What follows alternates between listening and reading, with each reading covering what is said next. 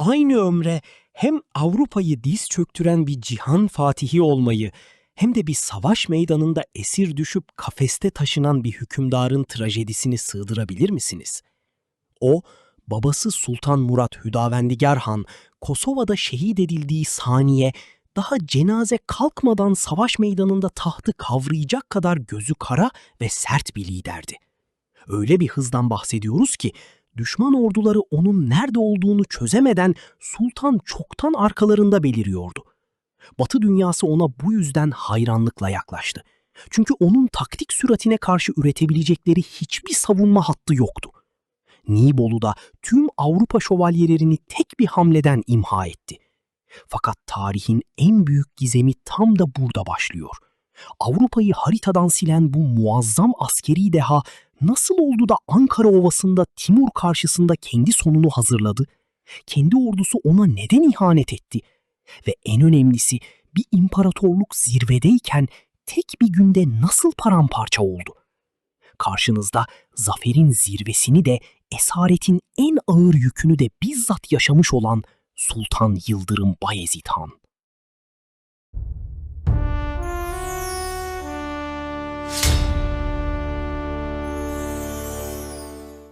Bu durdurulamaz fırtına 1360 yılında Bursa'da dünyaya gözlerini açtı. Babası Osmanlı'yı Balkanların hakimi yapan Sultan Murat Hüdavendigar Han, annesi ise Gülçiçek Hatun'du.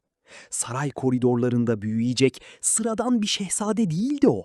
Daha çocuk yaşlarında içine sığmayan bir hırs ve olağanüstü bir askeri zekaya sahipti. Dönemin en büyük alimlerinden dersler alarak vizyonunu genişletirken bir yandan da kılıç kabzası eline adeta yapışıyordu. Devlet adamlığını ve savaşı yerinde öğrenmesi için geleneklere uygun olarak Kütahya'ya, Germiyanoğulları topraklarına Sancakbeyi olarak gönderildi.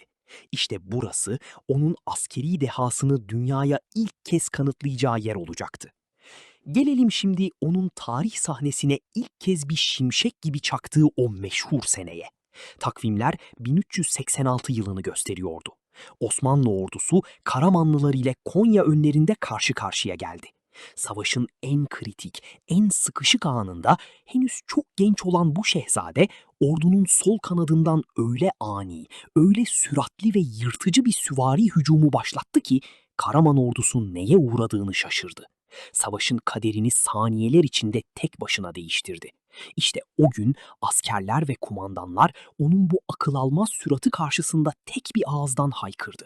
Yıldırım! Bu ünvanın tam olarak ne zaman takıldığı tarihçiler arasında tartışmalı olsa da rivayet edilir ki bu lakap ona sarayda babası tarafından değil, bizzat savaş meydanında düşman hatlarını bir şimşek gibi yarıp geçtiği için askerleri tarafından takıldı. Ve bu lakap onun tüm hayatının, stratejisinin ve kaderinin bir özeti olacaktı. Konya önlerinde fırtına gibi esen bu hırslı şehzade çok değil, sadece 3 yıl sonra imparatorluğun tüm yükünü sırtlanmak zorunda kalacaktı. Evet, gelelim şimdi tarihin en trajik kırılma anlarından biri olan 1389 senesine. Yani 1. Kosova Savaşı'nın son saniyelerine. Babasının savaş meydanında şehit düştüğü haberi gelir gelmez, ordunun ve devletin dağılmasını engellemek için süratle idareyi eline aldı. Savaş meydanında ona biat edildi ve kılıçların gölgesinde tahta oturdu. Tahta geçer geçmez yıldırım gibi esti. Anadolu'da Türk beyliklerini teker teker Osmanlı'ya bağlayarak mutlak birliği sağladı, ardından yüzünü batıya dönüp İstanbul'u tam 4 kez kuşattı. Bizans'ı bu kuşatmalar aracılığıyla tamamen çaresizliğe mahkum etmişti. O kadar ki Bizans İmparatoru Timur'a elçi göndererek Osmanlı baskısından kurtarılması için yardım dileyecek duruma düşmüştü. İşte tam bu sırada takvimler 1396 yılını gösterdiğinde Avrupa'nın en elit, en kibirli ve zırhlı şövalyelerinden oluşan devasa bir Haçlı ordusu Nibolu Kalesi'ni kuşattı. Haçlılar zaferden o kadar emindi ki Sultan Yıldırım Bayezid Han'ın İstanbul kuşatmasını bırakıp bu kadar kısa sürede karşılarına çıkabileceğine ihtimal bile vermiyorlardı. Ama unuttukları şey karşılarındaki liderin hızıydı. Osmanlı ordusu merkezdeki hafif piyadeleri, Yani azapları öne sürerek Haçlı şövalyelerine yem gibi gösterdi. Ağır zırhlı şövalyeler bu piyadeleri ezip geçmek için sabırsızca hücuma kalktı.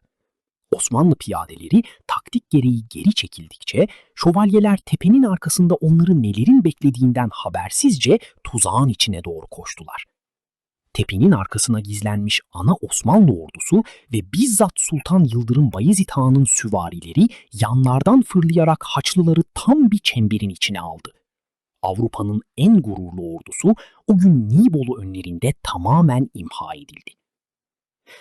Değerli izleyiciler, Nibolu Savaşı'nın o akıl almaz taktik haritalarını ve askeri dehanın tüm detaylarını ilerleyen haftalarda tamamen bu savaşa özel devasa bir videoyla detaylıca inceleyeceğiz. Çünkü bu parlak zaferin hemen ardından doğudan Osmanlı topraklarına doğru çok daha büyük, çok daha yıkıcı bir fırtına yaklaşmaktaydı. Sultan Yıldırım Bayezid Han batıyı dize getirmişti. Ama şimdi karşısında doğunun yenilmez hükümdarı duruyordu. Şimdi gelelim bu iki devasa askeri dehanın durduk yere neden karşı karşıya geldiği o asıl jeopolitik krize. Mevzu sadece bir ego savaşı değildi. Arkasında çok ciddi toprak kavgaları ve o dönemin en büyük sığınmacı krizi yatıyordu. Sultan Yıldırım Bayezid Han'ın Anadolu'da topraklarını elinden aldığı Türk beyleri çaresizce doğunun yenilmez gücü olan Timur'a sığındılar ve onu Osmanlı'ya karşı kışkırtmaya başladılar. Madalyonun diğer yüzünde ise Timur'un önünden kaçan ve onun en azılı düşmanları olan Bağdat hakimi Ahmet Celayir ile Karakoyunlu hükümdarı Kara Yusuf da gelip Sultan Yıldırım Bayezid Han'a sığınmıştı. Timur, cihan hakimiyeti iddiasıyla batıya doğru ilerlerken Osmanlı Sultanı'na ilk mektubunu bu yüzden yazdı.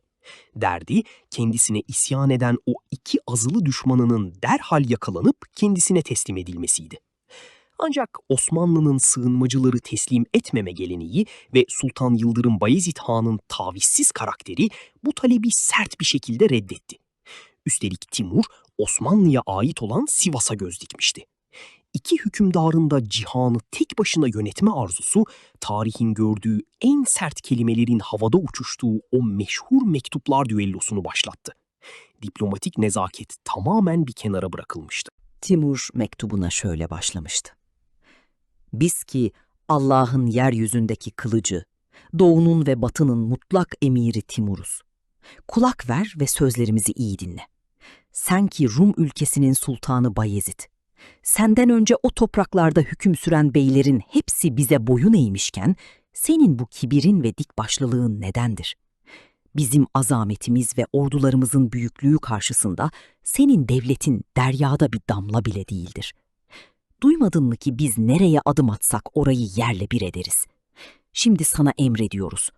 Topraklarımıza sığınan o azılı hainler Ahmet Celayir ve Kara Yusuf'u derhal yakalayıp bize teslim et ya da ülkenden kov. Bizans'ı kuşatmış olman, Haçlılarla savaşman seni yanıltmasın. Kendini bizimle bir tutma. Sınırını bil, kibirlenmeyi bırak ve bize itaat et. Aksi takdirde üzerine öyle bir orduyla geliriz ki o çok güvendiğin memleketini fillerimizin ayakları altında dümdüz ederiz. Beyazıt Han ilk mektubuna şöyle cevap verdi. Ey Timur, mektubunu okuduk. Seni kuşanmış olduğun o kibir ve gurur helak edecek, bilesin. Sen bizi kendi emrin altındaki o korkak kölelerle ve aciz beylerle mi karıştırırsın? Biz ki Allah'ın dinini yaymak için ömrünü gazayla geçirmiş, Bizans'ı surlarına gömmüş, Nibolu'da tüm Avrupa şövalyelerini toprağa gömen bu orduyu sen ne sandın? Biz ne kimseden emir alırız ne de kimseden kaçarız. Bize sığınan mazlumları ve liderleri düşmanına teslim etmek bizim töremizde de dinimizde de yazmaz. Hain dediklerim bizim misafirimizdir ve canımız pahasına korunacaktır. Mektubunda bizi fillerinle, ordunun çokluğuyla tehdit edip durmuşsun. Eğer yüreğin yetiyorsa lafı uzatmayı bırak ve savaş meydanına gel. Sana yemin olsun ki ordumuz seni Çubuk Ovası'nda bekliyor olacak.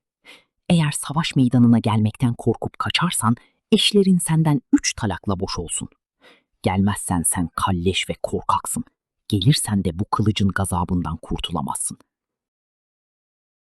Ve Timur gelen mektuba şunları yazdırdı. Eşlerin 3 talakla boş olsun ifadesi o dönemin dünyasında bir hükümdara edilebilecek en büyük hakaretti. Timur bu mektubu okuduğunda sarayında öfkeden ayağa kalktı ve son kez ihtar verirken Osmanlı ordusunun içindeki zayıf noktaları da kaşımaya başladı. Bayezid, kelimelerin haddini aşmış, ağzından çıkan sözler seni felakete sürüklüyor. Biz ki ömrümüzü dini mübin uğruna savaşarak geçirdik, sen ise bize korkak dersin.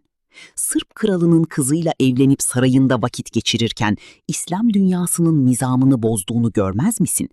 Sana son kez ihtar ediyoruz. Bizim niyetimiz senin devletini yıkmak değil, İslam coğrafyasını tek çatı altında toplamaktır. Sivas'a girdik ve gücümüzü gösterdik.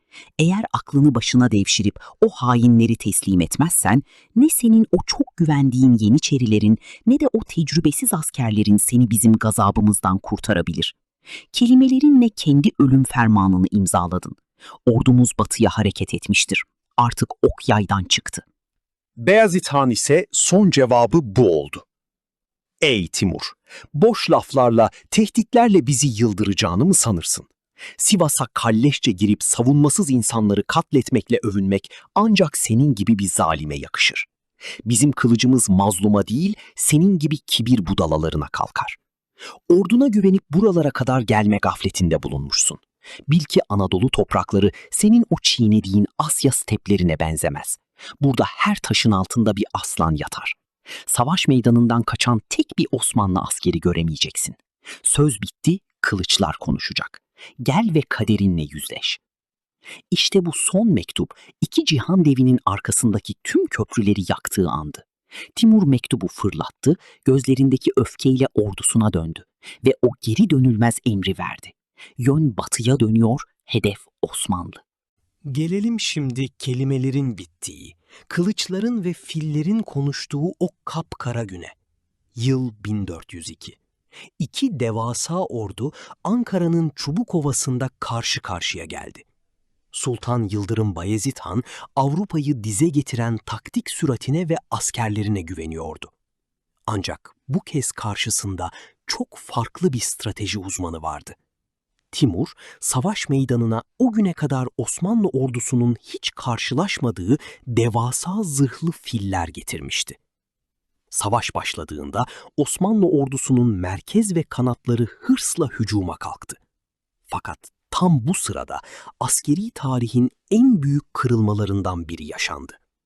Timur'un savaş öncesinde aylarca yürüttüğü o gizli istihbarat ve propaganda savaşı meyvesini verdi. Osmanlı ordusunun safında yer alan Kara Tatarlar ve Anadolu beyliklerine ait askerler, savaşın en kritik anında bir anda saf değiştirerek Timur'un yanına geçtiler. Kendi ordusunun içeriden çökmesiyle Osmanlı hatları paramparça oldu.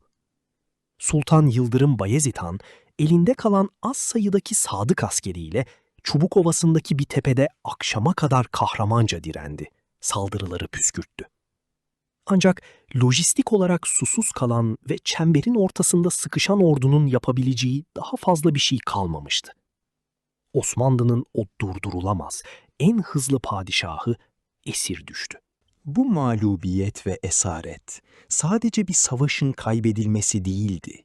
Yükselişteki bir imparatorluk zirvedeyken tek bir günde paramparça olmuştu.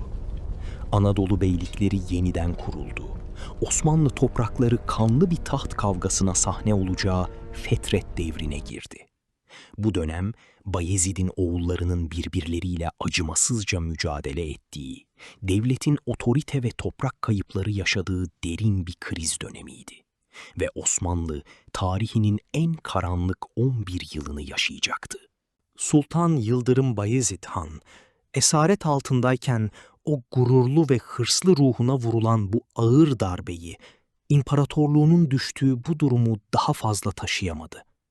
Esaretten yalnızca 8 ay sonra 1403 yılında Akşehir'de hüzünlü bir şekilde hayata gözlerini yumdu.